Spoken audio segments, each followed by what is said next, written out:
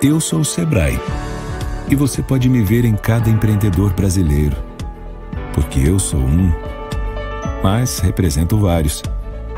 Eu sou a força que impulsiona os empreendedores e os faz chegar mais longe. Eu sou o apoio para os pequenos negócios. Você pode me ouvir em várias vozes que contam histórias de grandes realizações, superações e conquistas. Eu sou o Sebrae. De quem é Sebrae? Eu sou capaz de grandes feitos, de grandes números, mas também de pequenos gestos que mudam muito mais que realidades. Mudam vidas. Porque é isso que me move. E é isso que me faz ser pelo Brasil.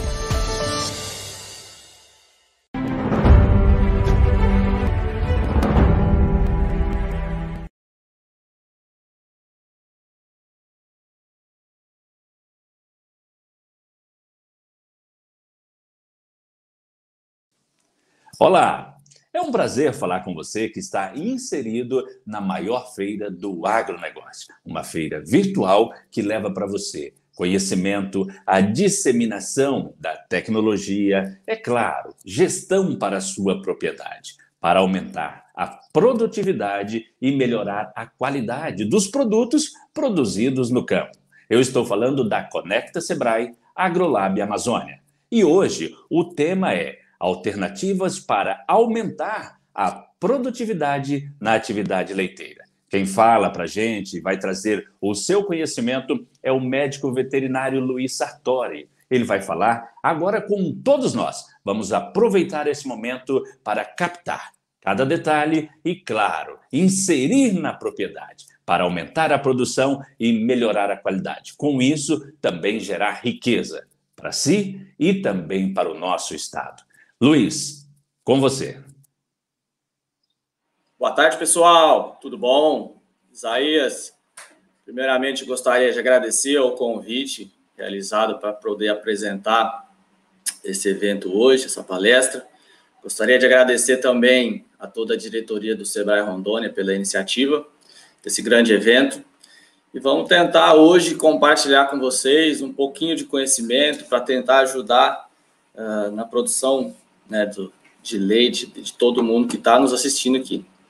Eu vou compartilhar com vocês uma palestra meio didática, meio rápida, tá?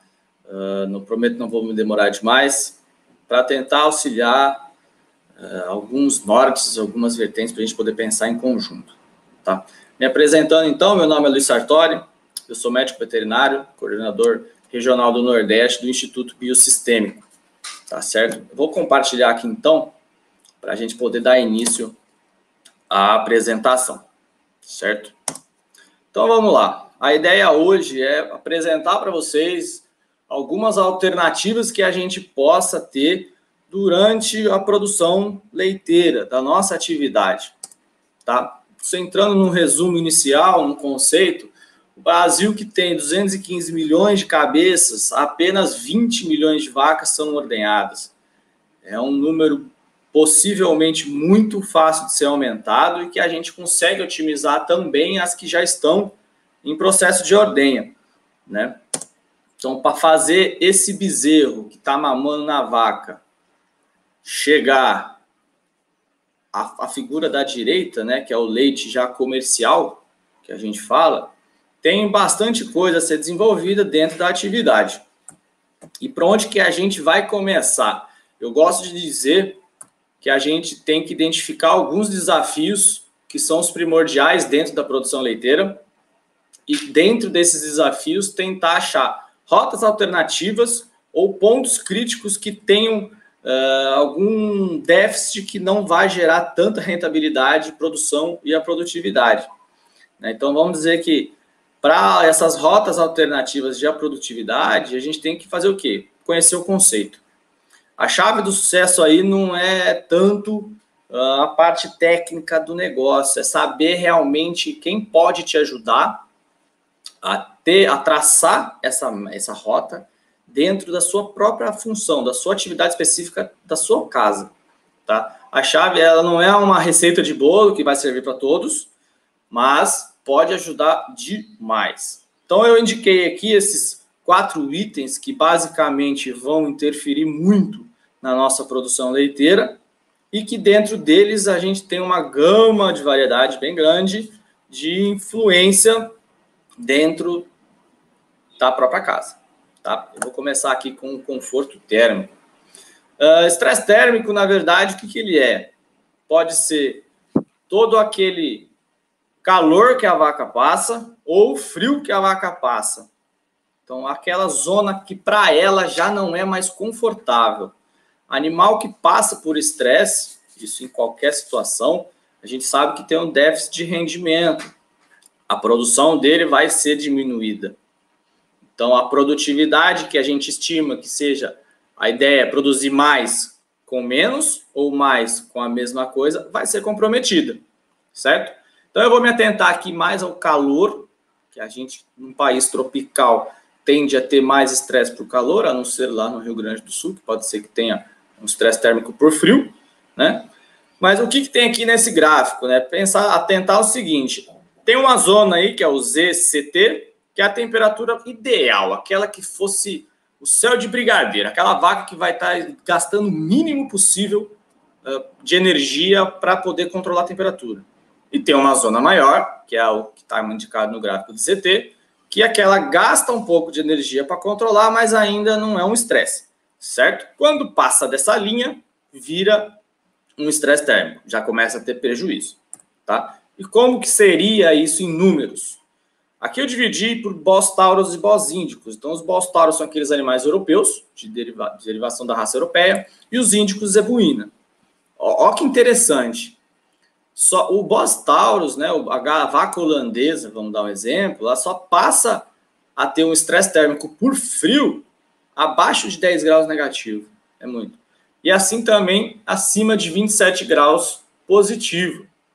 Então, a zona de conforto tem 15 graus aí, é uma zona que é difícil a gente chegar hoje aqui nessa região do país, porém, a zona de conforto pode ser atingida. Lembrando que com maior umidade, com calor, a gente sabe que tem um estresse, uma sensação térmica maior, né, nos dias de verão, e a partir dessa linha, ela passa a sofrer com calor. E o bós índicos é uma temperatura bem maior, as vacas zebuínas, então as vacas gir, as vacas guzerá, né, produtoras de leite, toleram uma temperatura muito maior quando se trata de calor. Só que toleram uma temperatura muito menor quando se trata de frio. E nessas ilustrações aí embaixo, tem do lado esquerdo, realmente, essa vaca que está passando um calor muito grande, com esses sinais que ela demonstra, né? E ao seu lado, por mais que tenha uma área de sombra pequena para cada árvore, podem reparar, todas as vacas estão deitadas na sombra, né, para tentar diminuir essa sensação de calor. E o que a gente vê? Isso é muito rotineiro. Num calor, essa foto, gente, foi tirada pelo Instagram. Então, ele marcava 37 graus. E quando a gente sabe que isso é uma referência não muito precisa, porque ele pega de alguma cidade próxima, ali deveria estar muito maior. E reparem que lá no fundo tem um animal deitado na única sombra disponível. Então, sombra e conforto térmico é de extrema importância quando se fala de atividade leiteira. Não precisa ser uma sombra, um galpão completamente fechado, uma sombra de alvenaria, mas desde que proporcione situações de conforto, né? Sombra, sombrite, árvore. Aqui, ó. Nessa foto a gente tem essa estrutura grande, um pouco mais onerosa, sim, mas todos os animais estão extremamente confortáveis. Então, é uma alternativa? É.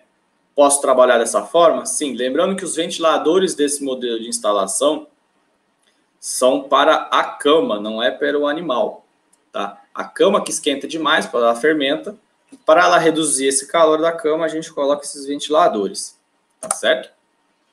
Aqui ilustrando fisiologicamente o que o calor faz na nossa vaca leiteira. Então, a gente tem redução da ingestão de matéria seca. O que é matéria seca? É a comida dela, tudo menos água. Então, ela reduz a quantidade de comida, ela rumina menos, diminui a salivação do rumen, que tem comprometimento metabólico. Se a vaca não come bem, ela não tem como converter muito a nutrição, os nutrientes dos alimentos em leite, que é o resultado final esperado. Então, com o calor excessivo, a gente tem como agente o cortisol, que é um hormônio do estresse, tá? Que altera também o sistema reprodutivo. A gente sabe que uma vaca dá leite, ela tem que emprenhar, parir um bezerro para começar o ciclo de lactação. Então, a gente tem também esse problema muito grande na reprodução, que vai interferir já a longo prazo na próxima lactação, né? Principalmente na diferença de intervalo entre partos e lactação, tá certo? Então, vamos aqui, esses são os gráficos simples de uma representação mais compacta, tá? Aqui a gente já entra em afecções podais. As doenças, de maneira geral, não vou entrar muito a fundo, porque todos esses temas são passíveis de uma apresentação completa, tá? Mas, em maneira geral, as afecções podais, elas são as manqueiras clássicas.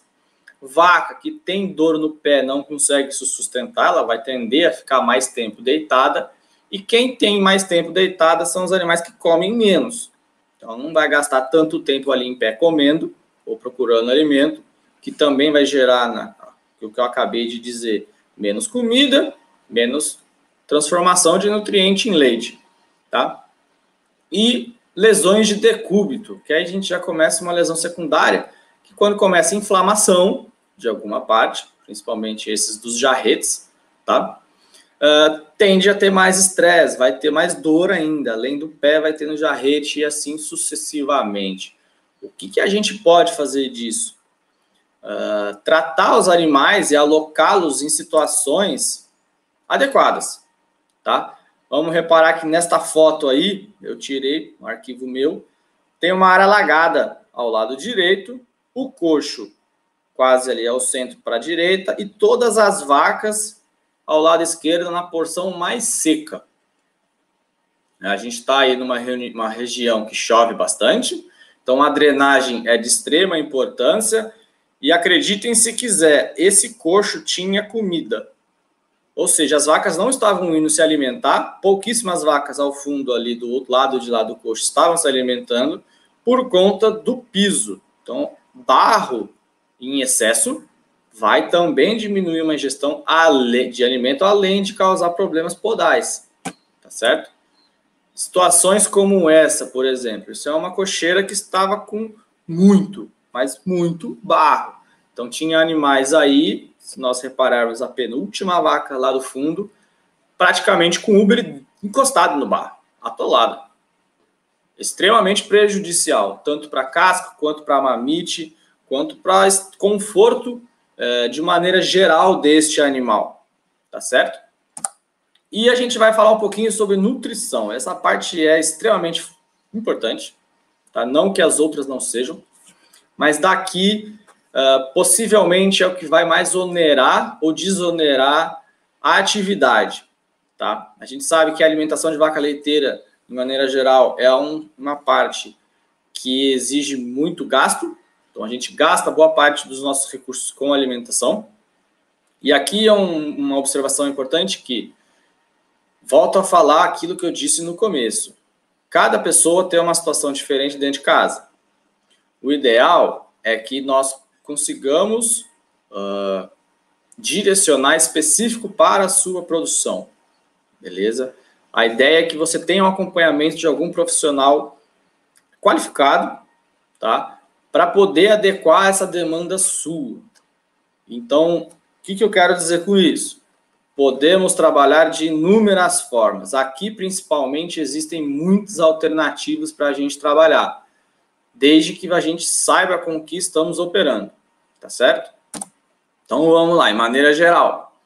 Consumo de matéria seca de uma vaca leiteira, ela vai ter que comer de 3 a 4%. De novo, o que é matéria seca? É toda aquela comida que a gente desidrata. Então, se a gente tirar uma água do capim, vai ficar só aquele feninho, tá? É essa a proporção que a gente trabalha. Por que a gente fala em matéria seca? Porque a quantidade de água por alimento ela varia bastante.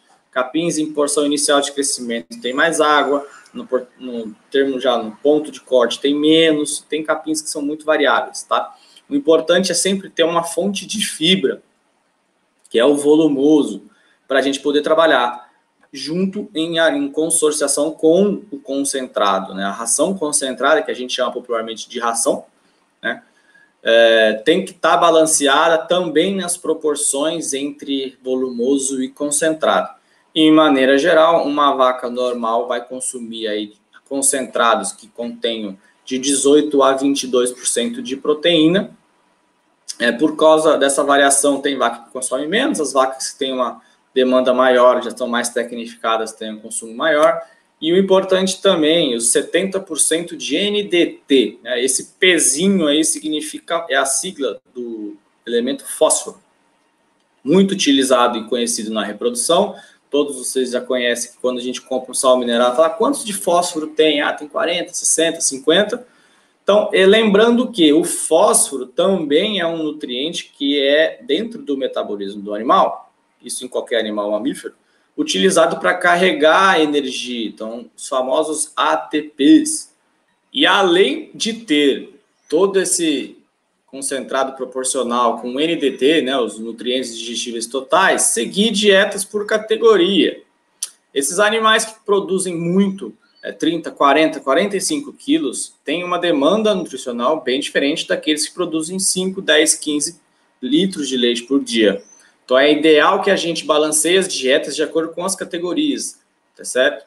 E a suplementação mineral, de forma importantíssima, muito conhecida também na reprodução, né? O pessoal acaba comentando bastante na reprodução, é de suma importância também para a produção leiteira. Tá? Eu destaquei aqui esse pezinho que está aí, é o símbolo do fósforo. Então, o fósforo, que o pessoal fala em reprodução, olha, a gente tem um sal de reprodução aqui, mineral, que tem tantos de fósforo, tem 60, tem 50, tem 40, é importante também na produção.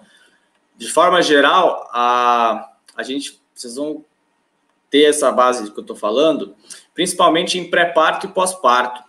A gente tende a fazer dietas aniônicas, eu vou falar um pouco lá na frente disso daí, no pré-parto e catiônicas no pós-parto. Isso influencia diretamente na rentabilidade, então assim, na produção de leite que essa vaca vai produzir.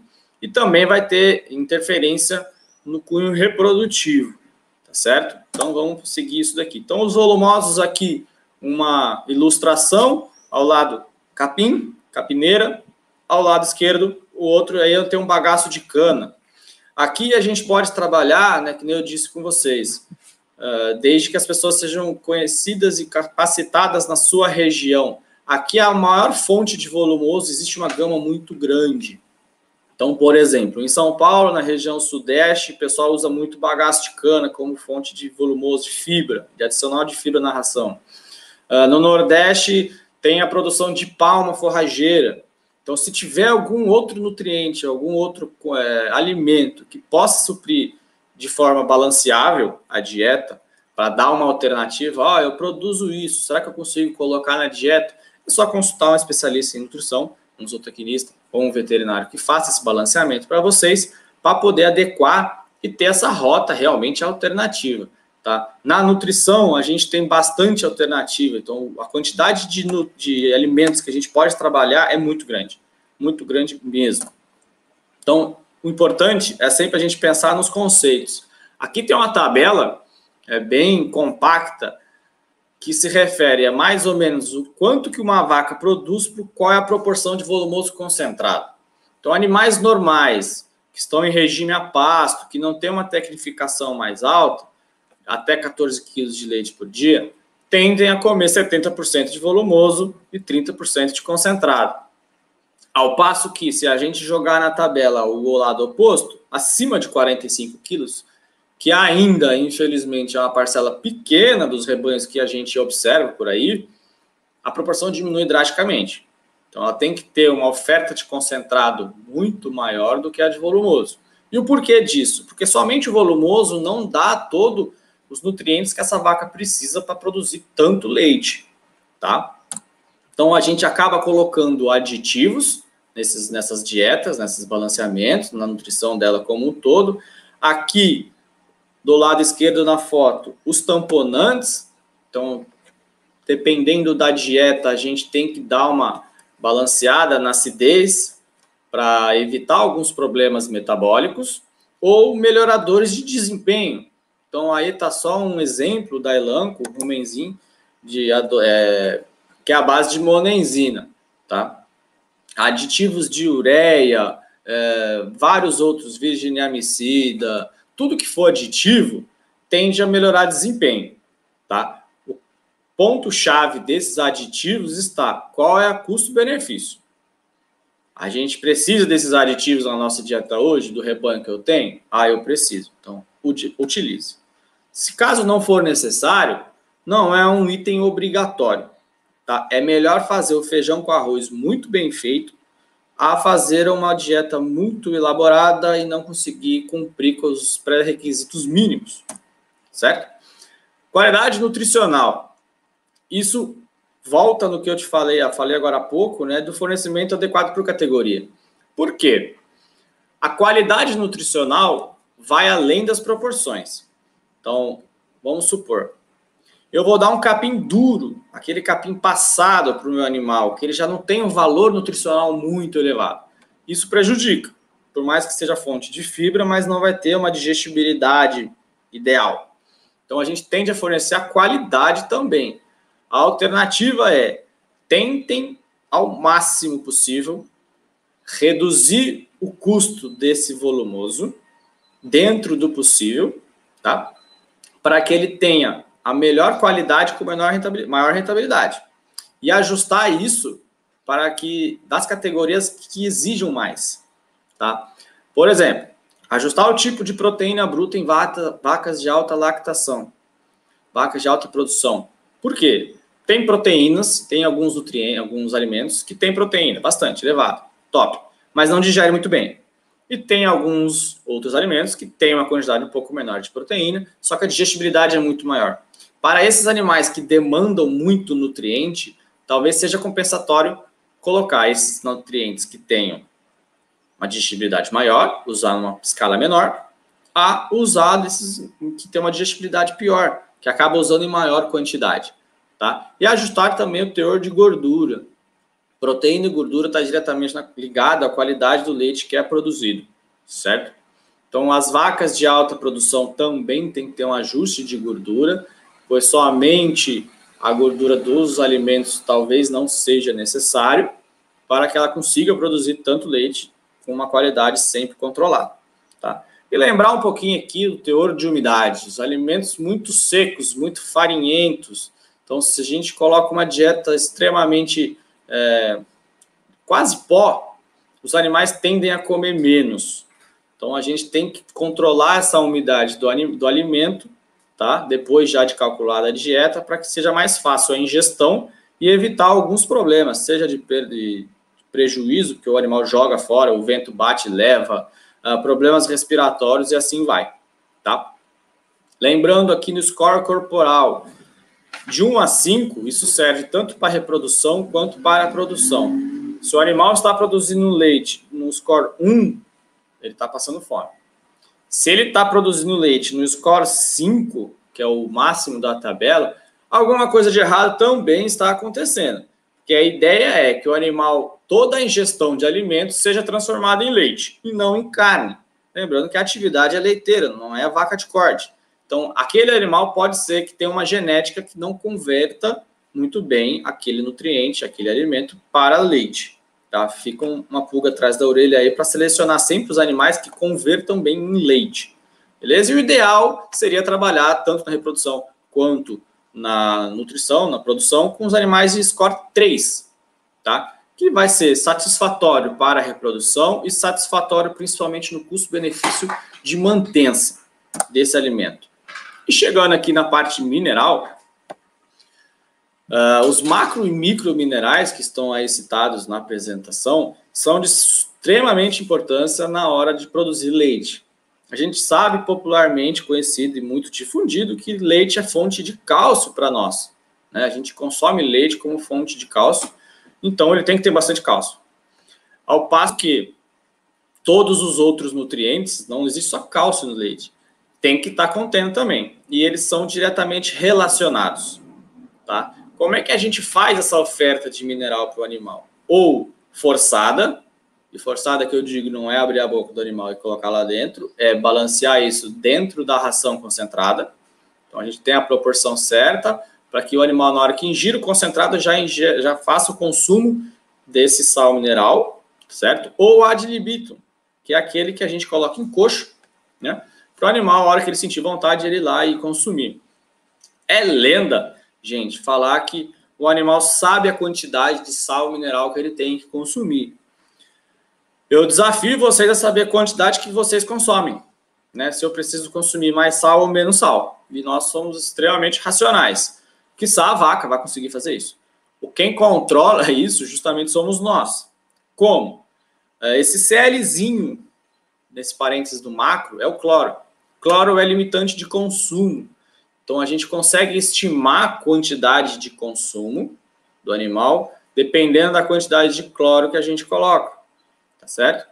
Então, fica mais salgado. O que dá a sensibilidade de salgado para o consumo é o cloro. Tá? Todo o resto não tem. Então, o animal seria comer muito e até passada de exigência nutricional. Então, e as dietas catiônicas e aniônicas, né? Então, que nem eu disse lá no começo, essas dietas servem para quê? As dietas aniônicas são aquelas dietas que contêm elementos negativos, peso molecular, tá? E as catiônicas são as positivas. Como que funciona isso de maneira mais simples? A gente balanceia uma dieta aniônica no pré-parto, tá? Para evitar que aquele animal tenha principalmente a febre do leite, a hipocalcemia, e a hora que ele pare, a gente coloca uma dieta catiônica, que são as que têm peso positivo, tá? A aniônica e a catiônica devem usar sempre em dietas bem balanceadas, porque são principalmente na fonte mineral, tá, gente? Para que as catiônicas vai aumentar a produção. Então, pode ser uma alternativa pensar nisso como um aumento de produtividade. Por que não fazer uma dieta catiônica? Não é nenhum bicho de 7 cabeças. Então, é possível fazer e trabalhar dessa forma? Sim. Tá? Lembrando que quando a gente tem um consumo desregulado de mineral, a produção também tem. Tem alguma série de proporções, por exemplo, cálcio e fósforo, cloro, sódio, ferro e cobre, que o animal tem que comer. Então, nesse balanceamento, vai ter esses nutrientes? Vai, só que vai ter mais ou menos, tá? Isso aí, deixem sempre para um profissional qualificado para fazer esse balanceamento para vocês. Aqui é uma ilustração de sal que a gente compra em bloco, dos animais se alimentando. Esse sal, essa forma de administração é interessante? Em pequenas quantidades de animais, sim. Pode ser uma alternativa de consumo liberado para esses animais. Tá? Lembrando que isso pode ser um fator de limitação de consumo, né? Não cabe mais do que uma vaca aí para lamber o sal ao mesmo tempo. E às vezes ela não quer esperar e vai para outro canto e não consome o ideal, né? Ao passo que isso aí é uma ilustração de um sal branco, né? Isso aí é exclusivamente como se fosse um sal de cozinha nosso, cloreto de sódio, tá bom? Então, não tem todos aqueles nutrientes que a gente fala. Então, isso aí é sal mesmo, não é um premix mineral. Tá? E normalmente a gente adiciona esse produto, em núcleos, tá? Núcleos minerais que demandam sim uma diluição com sal branco, tá certo? E aqui algumas só ilustrações de produtos já comercializáveis de pronta administração, que seria só para colocar no coxo para o animal consumir imediatamente, beleza? E na parte sanitária, vou passar rapidamente aqui para não estender demais, essas doenças reprodutivas e clínicas aí, né? Então tem BRBVD, lepto e brucelose, são as reprodutivas, a mastite é clínica, né? Ambiental, tudo mais, e os problemas de casco, que nem eu já disse, vão interferir. O pulo do gato tá aí, é mais barato prevenir do que tratar. Isso sempre foi e vai continuar sendo até que me provem o contrário. A dose de uma vacina de BRBVD e lepto e também da brucelose é inúmeras vezes mais barata do que um tratamento. Lembrando que brucelose não tem tratamento, eutanásia ou abate sanitário e passa essa doença para a gente. Então, ela tem uma importância aí altíssima, tá? Assim como a tuberculose também. E mastite, todo rebanho, eu desafio a ver um rebanho 100% que nunca pegou uma mastite. Então, vai acontecer? Vai. A gente tem que tentar reduzir isso ao máximo, porque isso gera um prejuízo absurdo, tá certo? Voltando aqui na mastite, então o que a gente tem? Vários autores aí ao longo do ano, eu peguei o último trabalho de 81, então até 2014 aí, que já fala, mastite na reprodução diminui as taxas, né? Não só a nutrição, mas a parte produtiva começa também pela reprodução, a gente precisa da vaca parina para ter leite. Então por que não já prevenir essas doenças antes de ter que ter um déficit maior, né? Então, se a vaca demora muito a emprenhar, ela demora muito a dar leite. E ela vai continuar consumindo e gerando gasto na propriedade. Aqui é só uma observação pontual. Na última linha, mastite 3,4 IA por concepção. O que é esse índice aí? Os animais que tiveram mastite pós-concepção, então a gente inseminou essa vaca e ela teve mastite nos primeiros 30 dias, olha a quantidade de vezes a mais que a gente teve que inseminar ela antes dela emprenhar. De 1,8 foi para 3,4 vezes. Tá? Isso aqui é uma média de vários trabalhos, então por isso que dá quebrada. Não tem como inseminar 3,4 vezes uma vaca, claro. Mas na média geral teve esse resultado. E começa também a ter um planejamento reprodutivo. Como que começa isso? A gente sabe que a gente vai fazer o pré-parto dos animais com dietas aniônicas, ela vai parir. Então, lá na frente, o que a gente vai querer fazer? Emprenhar ela de novamente. E isso acontece quando? Quando a gente trabalha com programas reprodutivos bem acertados. Tem esse período voluntário de espera, que é a regressão uterina, toda a vaca se aprontar novamente para poder reproduzir, e diminuir principalmente os intervalos entre parto com a maior lactação possível. Então, a gente tem esse gráfico aí. Então, parto, pico de lactação, normal, para, faz o período seco do animal antes dele parir novamente, tá certo? E existem algumas diferenças entre raças. Então, a gente sabe que uma lactação de uma holandesa dura 305 dias e a gente vai ter um período aí de 60 dias seco antes de um ano. Então, se o ideal é uma vaca parir um bezerro por ano, já fica meio curto. Esse período de serviço que a gente trabalha no parto até os 85 dias, o que é considerado isso? É o tempo que a gente tem para emprenhar essa vaca, tá certo? Então, ela vai ficar aí 30, 40 dias aí em período de espera voluntária para voltar à reprodução. 40 dias vão ficar uma conta fácil. Se a gente protocola na IATF, você tem mais 10 dias e ela já está coberta. Com 30 dias, já tem uma prenhez já confirmada. Então, você consegue atender esses 85 dias para bater no mesmo ano, esses 12 meses, um bezerro e uma vaca parindo. Já na raça girolanda, que é o que a gente mais vê, o que a gente mais trabalha, que tem uma rusticidade bem maior, tem um período de lactação um pouco menor? Tem. Só que o período de serviço dela também muda. Tá? Então, quando a gente trabalha aí, dá uma aumentada para 95 dias de período seco. Isso daí normalmente. Então tem que tomar muito cuidado na parte reprodutiva para não ter esse intervalo muito estendido para evitar todo esse custo. Tá? E como é que a gente faz isso daí? Quais são as principais ferramentas? De maneira bem simples. Melhoramento genético não é inseminação, não é fazer embrião. Melhoramento genético é você saber acasalar aquele animal. Tá? Então, ferramentas que contribuem para o melhoramento genético. Não adianta nada pegar um semente de gado Nelore e colocar numa inseminação de uma vaca holandesa. Não vai melhorar. Então, a técnica pode ser passível de melhoramento.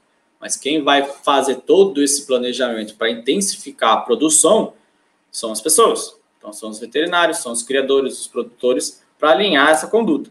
Tá? E sim, as técnicas são a IATF normal, a IATF, a inseminação convencional com cio, observando o cio, o embrião, né, produção in vitro e a transferência. Eu vou passar meio rápido aqui, porque é bastante importante, mas dá bastante tempo para a gente fazer isso aqui.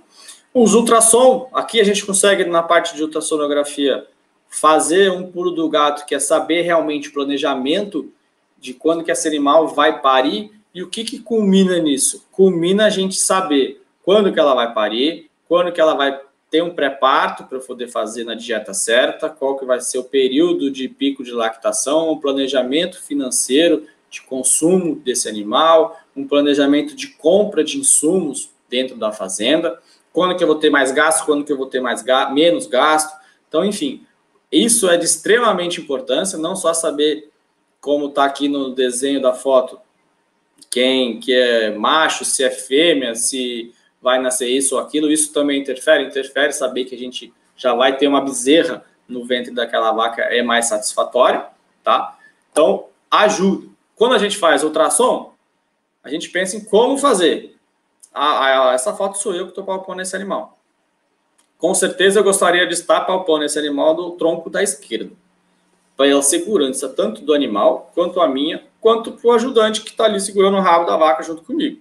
Se essa vaca era bem mansa, se ela fosse meio brava ia ser meio difícil, tá? Mas não precisa ter aquele tronco ultra mega caro. A gente pode trabalhar com estruturas mais simples e funcionais. Então, um tronquinho comprido, um pedaço de pau atrás para fazer uma trava e aumenta a segurança do animal, tanto para ele não se debater, eu não poder machucar ele, quanto para mim atrás que estou trabalhando e para quem está ajudando também. Isso sim aumenta bastante a eficácia do trabalho e da técnica. Lembrando, quanto mais rápido a gente fizer todo esse serviço, de maneira, claro, sem pressa, mas sem perder tempo, os animais passam menos tempo no curral, conseguem ter maior consumo de alimento naquele dia para diminuir a perda leiteira, que não é a perda, né? O prejuízo que ficaria por ele não consumir aquele alimento naquela hora rotineira dele, né? Vaca tende a ter uma rotina bem metódica e quanto menos a gente poder interferir nessa rotina, mais produção a gente vai ter, tá? Não se fala da IA, né, inseminação artificial observando o cio, a gente pode usar os bastões ou colocar uma vaca que seja maninha, que a gente fala, que é aquela que não emprenha, ou o próprio um rufião, no caso desse animal aí, ou fazer uma EATF, que é o que é mais comum, certo? A gente usa um protocolo de hormônios, bem tranquilo, que já é meio batida essa técnica, só que ela ajuda demais. Tá? O benefício da EATF, que é diminuir manejo, e é o resultado esperado já muito conhecido. Tá? Aqui a gente fala em estrutura, olha aqui embaixo que bacana, né? Essa propriedade aí tem uma bancadinha, beleza. Olha embaixo dessa bancada como está molhado. Chuva, período de chuva é o que a gente vai encontrar toda hora. Só que o ideal é que você tenha um local que não vá sujar. Então, aí é importantíssimo a gente trabalhar em locais limpos. Então, a gente consegue proteger todo o sêmen, todos os materiais em uma situação que não está passível de sujeira. E também controlar o fluxo de animal. Se tivesse animal aí andando para lá e para cá, com certeza ia espirrar muito mais barro em todo mundo, certo? E na hora de inseminar, como eu disse há pouco, usar algumas estruturas, não necessariamente como essa, mas que auxiliem na hora de trabalhar. Tá? E na parte de produção in vitro, que são os famosos transferências de embrião, a gente pode trabalhar numa escala maior de qualidade genética. Tá? O que é a PIV? A produção in vitro. A FIV, isso é conhecido como FIV, né? Fertilização in vitro, é apenas um processo da produção in vitro. Então, a gente produz de um único animal, muito bom geneticamente, que é comprovado para aquela função, mais fêmeas, mais filhos dentro do ano. Então, a gente consegue trabalhar mesmo com esse animal prenha, fazer as aspirações e tirar frutos dele, mesmo ela estando prenha. Qual que é o benefício? Né? Aí está só uma ilustração de alguns embriões e como que se transporta eles na hora de transferir. De maneira geral, quando a gente trabalha com monta natural, a gente vai demorar 10 gerações para atingir o mesmo patamar genético do que se nós fizéssemos uma transferência de embrião de um gado de elite, de extrema qualidade. Tá? De extrema qualidade. Porém, não são todos produtores que conseguem atingir status para fazer uma transferência de embrião satisfatória. Eu gosto de brincar aqui. A gente sabe que, por exemplo, uma Ferrari é um carro que pode te levar de um local a outro muito rapidamente. Muito mais rápido que um Fusca. tá? Porém, nem todo mundo consegue dinheiro para comprar uma Ferrari. E não quer dizer que você vai chegar muito rápido. No meio do caminho você pode batê-la também por descontrole. E é normalmente isso que acontece.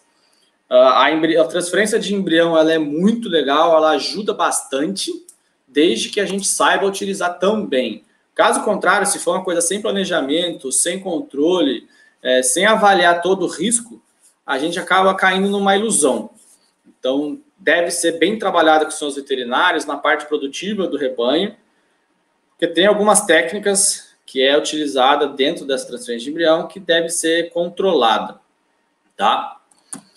Aqui, já terminando a apresentação, puxando um pouco a sardinha para o meu lado, esses são os programas que o IBS trabalha, né? O CRIATF para a inseminação artificial, a Vaca Móvel, que faz o controle de leite dentro das propriedades, o Geneleite e o Genecorte são as transferências de embrião, e aqui eu não coloquei, mas também o Check Milk, claro, que faz toda a plataforma de gestão dentro da propriedade, de qualidade para controle de vários índices dentro das instruções normativas que o Ministério exige, tá certo? Então, terminando aqui para vocês, eu gostaria de agradecer demais ao convite mais uma vez, e essa foto não está aí por acaso também, é só para lembrar que animal que tem conforto, que ele confia em quem está trabalhando, tem aquela metodologia e tudo mais, produz muito mais.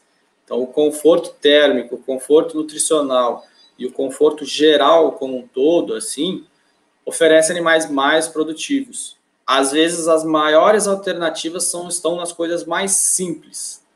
E isso pode trazer mais resultado dentro de casa, tá? Fica aqui o meu agradecimento e os meus contatos. Caso tenham alguma dúvida, é só entrar em contato comigo ou por e-mail ou por telefone.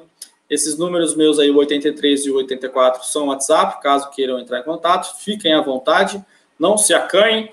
E foi um prazer poder passar um pouquinho do que eu conheço para vocês. Um grande abraço e até a próxima.